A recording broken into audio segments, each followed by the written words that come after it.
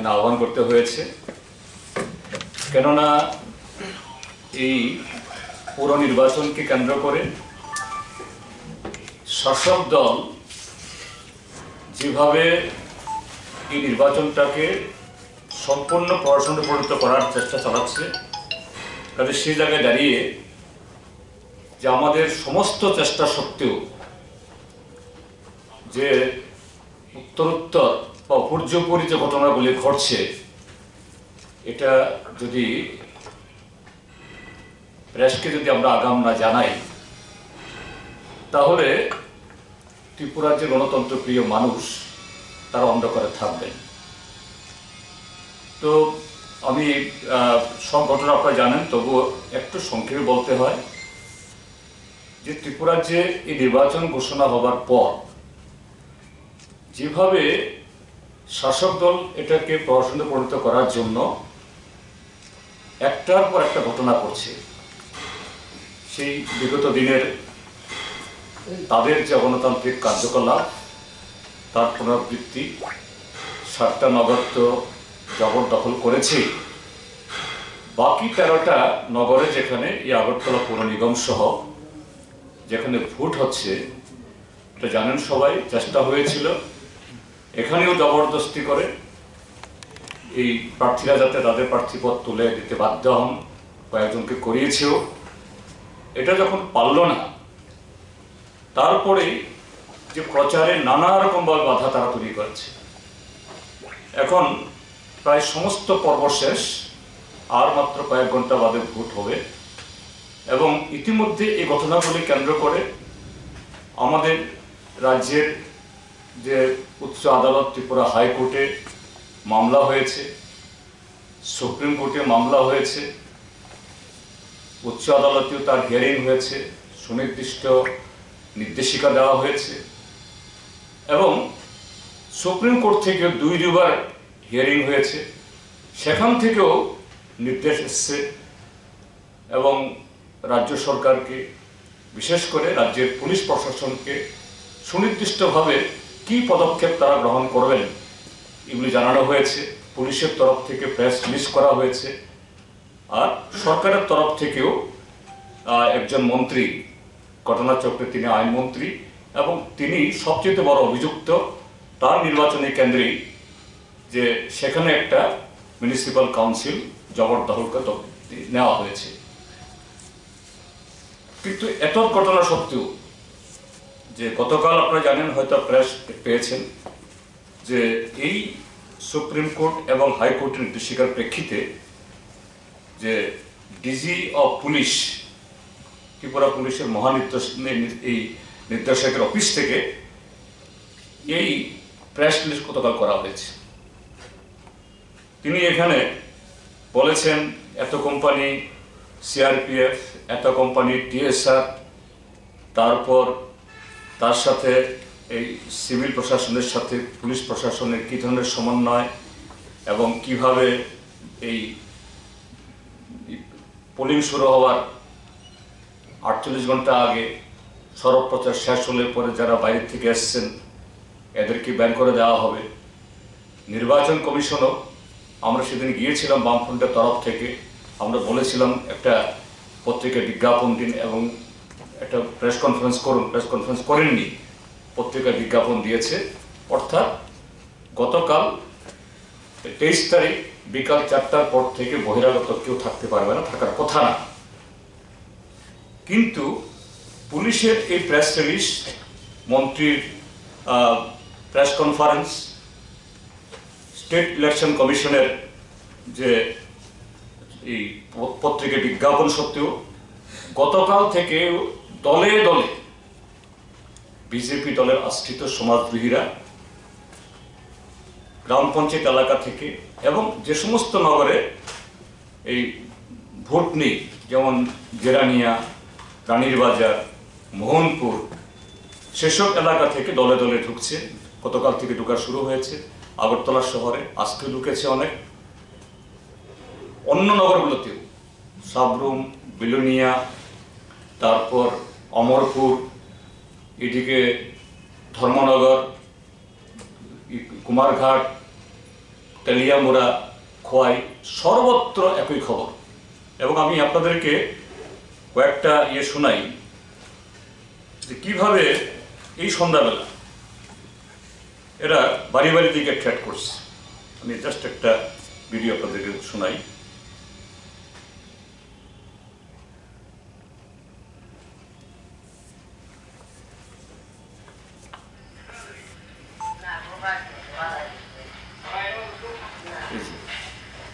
এটা বিলোনিয়ার 5 নম্বর ওয়ার্ড।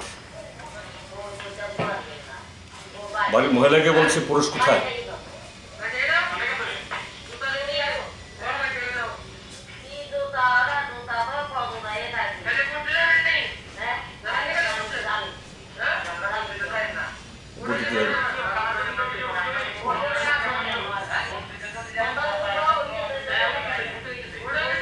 বলে গেছে বিলোনিয়া আজকে বোর্ড হয়ে গেছে।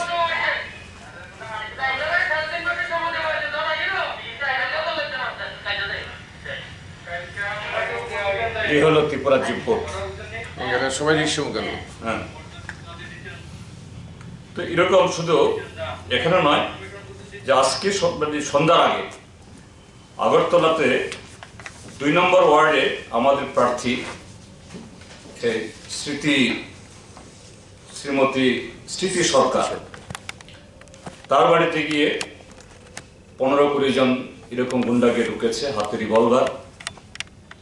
বলছে আগামীকাল যাবেন না, আজকে মারলাম না, কিন্তু কালকে যদি ঘর থেকে বেরোন কিন্তু কালকে রাস্তায় লাশ পড়ে থাকবে। তো এরকম অসংখ্য ঘটনা হচ্ছে গতকাল থেকে। হ্যাঁ, ওর বাড়ির লোকদেরকে থ্রেট করা হচ্ছে। এবং আজকে এই দুপুরবেলা আমাদের একজন প্রার্থী প্রেস ক্লাবে এই সাংবাদিক সম্মেলন করতে বাধ্য হয়েছেন, আপনারা দেখেছেন যে গতকাল সড়ক প্রচার শেষ হওয়ার পর থেকেই মানে আরো বড় সড়ক, লাঠি, সোটা, বন্দুক, দলে বলে বাইরের থেকে লোক আসছে। পুলিশ প্রশাসনকে বারবার আমরা বলছি, আইজিকে ফোন করছি, ডিজি সাহেব তো ফোন তুলেন না, তিনি কারো ফোন তুলবেন না। স্টেট ইলেকশন কমিশনার মানিকলাল দে, উনি ফোন তুলেন না, ওনাকে হোয়াটসঅ্যাপ করলে জবাব তিনি দেন না। পুলিশ অফিসার আইজিকে পাই আমরা বলি, যেমন এই যে স্মৃতি রানী সরকার, এ সম্পর্কে বলা হয়েছে এসপিকে, আইজিকে। তারপর ঘন্টা 2 বাদে পুলিশ ফোন করে, এরা আসেনি এখনো, ওরা কি চলে গেছে কি, আবার তারা যদি আসে তারপর বলুন। এই হলো বিপ্লব দেবের পুলিশের শাসন। তো এরকম ঘটনার প্রেক্ষিতে আজকে সন্ধ্যাবেলা আমি একটা ইমেল করেছি, ইমেল করতে বাধ্য হয়েছি ডিজিকে উদ্দেশ্য করে, এবং কপি দিয়েছি chief secretary, state election commissioner, IG law and order. এবং মূল বক্তব্য হলো যে সড়ক প্রচার শেষ হওয়ার পর যেখানে পুলিশ ক্যাটাগরিক্যালি বলেছে প্রেস রিলিজ করে সুপ্রিম কোর্ট এবং হাইকোর্টের নির্দেশিকা এটা মেনে যে এই সমস্ত ব্যবস্থা গ্রহণ করা হবে, কোনো ধরনের আনটুয়ার্ডস এরকম এগুলোকে অ্যালাউ করা হবে না, কিন্তু কোনো ধরনের বাধা নেই। কি ধরনের ঘটনা? আমাদের পার্টির তরফ থেকে সেখানে চিফ সেক্রেটারির সাথে কথা বলা হয়েছে, তিনি হোম সেক্রেটারিও, তাকেও আমরা বলেছি আপনি দ্রুত পদক্ষেপ গ্রহণ করুন, কিন্তু একেবারে ধর্মনগর থেকে শুরু করে সাবরুম অবধি সর্বত্র দলে দলে গাড়িতে যাচ্ছে। আমাদের বিলোনিয়া থেকে জানাচ্ছেন নাই নাই করে বিলোনিয়া শহরে আজকে এই সন্ধ্যা থেকে প্রায় 600 থেকে 700 লোক ঢুকেছে। একটা ছোট্ট শহরে যদি বাইরে থেকে 600 থেকে 700, সেখানে মোটরসাইকেলের মিছিল চলছে মানে এই বিকাল থেকে, তারও ভিডিও এসছে আমার কাছে। তো এই হলো ঘটনা। কাজে এই জায়গায় দাঁড়িয়ে আমরা ডিজির কাছে লিখেছি, চিফ সেক্রেটারির কাছে কপি দিয়েছি, তারপর স্টেট ইলেকশন কমিশনের কাছে এবং ডিজির কাছে আমরা দাবি করেছি ইমিডিয়েটলি, কারণ অ্যাকর্ডিং টু ডিজি তার স্টেটমেন্ট পুলিশের কোনো অভাব নেই, এখানে অসংখ্য পুলিশ বলেছেন তিনি যে না কত কোম্পানির সিআরপি আছে, টিএসআর আছে, মানে এডিশনাল কতটা এই পুলিশের গ্রুপ করা হয়েছে, নাকা করা হয়েছে, তাহলে তো পুলিশের কোনো অভাব নেই। আমাদের ডিমান্ড হলো আজ রাত্রের মধ্যেই এই সমস্ত সমাজবিরোধীদেরকে ফুল বাউন্ড যেখানে নির্বাচন হচ্ছে সেখান থেকে বের করা হোক, এবং নাগরিকরা, ভোটাররা তারা যাতে আগামীকাল সকালবেলা একটা ভীতির পরিবেশ তো তৈরি হয়েছে, কতটুকু স্বাভাবিক পরিস্থিতি, ভয়মুক্ত পরিবেশ তৈরি করা যাবে জানি না, কিন্তু তারপরও যদি পুলিশ যদি বের হয়, একটা উদ্যোগ গ্রহণ করে, টহল বাড়ায় এবং আগামীকাল ঠিক সেরকমভাবে সমস্ত পার্টির এজেন্টদেরকে যাওয়ার সুযোগ তৈরি করতে পারে, তাহলে মানুষের কাছে সে সাহস ফিরবে, ভোট হবে। আমাদের দাবি অন্য কিছু নয়। মানুষ এখন কোন পার্টিকে ভোট দেবেন এখন বলার সময় নেই, সরব প্রচার শেষ, এটা বলছি না, কিন্তু মানুষ যাতে তার ভোটাধিকার প্রয়োগ করতে পারে, এটা যাতে ইতিমধ্যেই 7টা নগরে এদের অধিকার এটাকে নোট করা হয়েছে।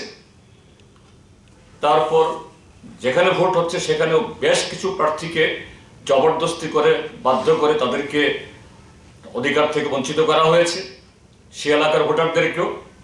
তারপরও যারা এখন ময়দানে রয়েছে তাদেরকে ভোট দেওয়ার ক্ষেত্রে নাগরিকরা যে বঞ্চিত না হন, এটা আমার দাবি।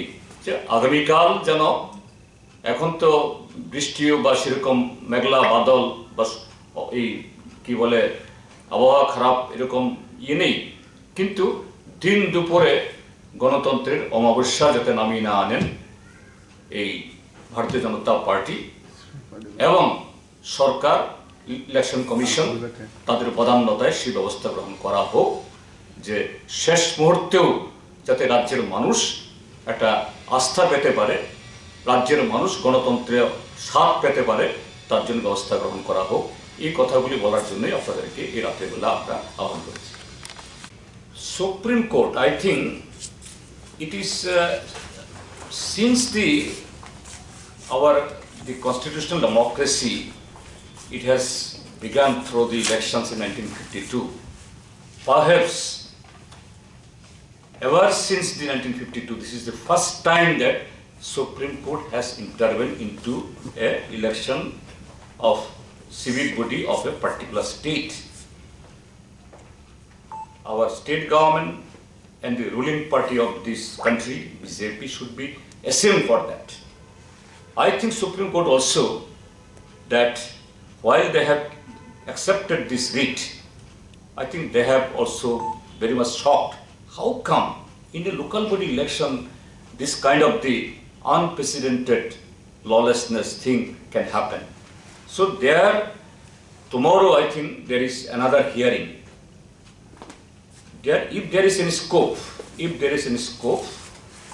I don't know whether it is possible or not, that the latest situation also, how this can be disseminated, this can be informed to the learned judges in the Supreme Court and also the here in High Court.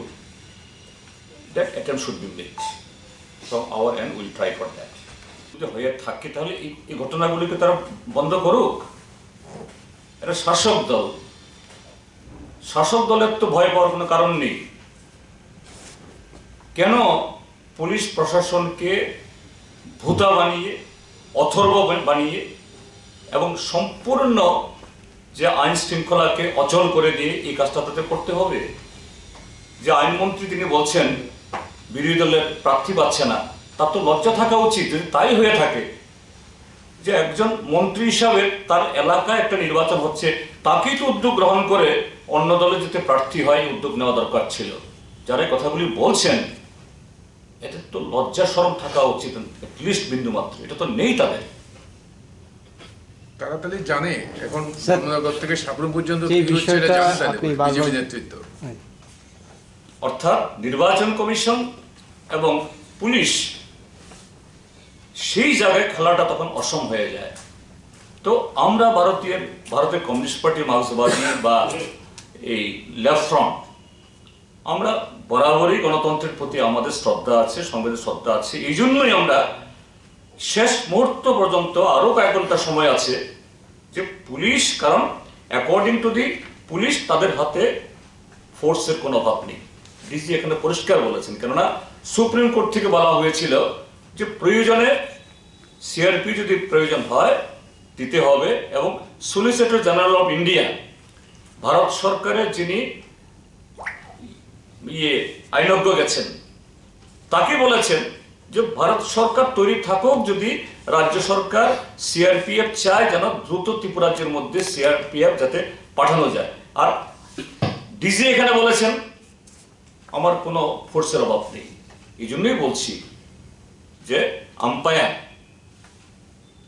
Police বা commission তো তারা তো কোনো party না, দে আর umpire. আগামী কয়েক ঘন্টাও যদি তারা সে ব্যবস্থা গ্রহণ করে, এবং আজকে রাতের মধ্যে যে শত শত গুন্ডা ঢুকেছে, সশস্ত্র গুন্ডা, এদেরকে প্লাস আউট করার ব্যবস্থা করা থাকে, নিশ্চয়ই মানুষ মুখিয়ে আছেন ভোট দেওয়ার জন্য, ভোট কেন্দ্রে যাবেন। তো তারপরে আগামীকাল কি হয়, কাজে আগামী কথা নিশ্চয়ই এখন বলার কথা নয়, এটা আগামীকালের পরের ঘটনা কি হবে সে প্রেক্ষিতে তারপরে আমরা সে কথাটা বলবো। কাজে এখন আগাম বলছি না, এখন অবধি আমরা আশা রাখছি যে পরিবেশ তৈরি হবে, মানুষ ভোট দিতে পারবে, গণতন্ত্রের জয় হবে।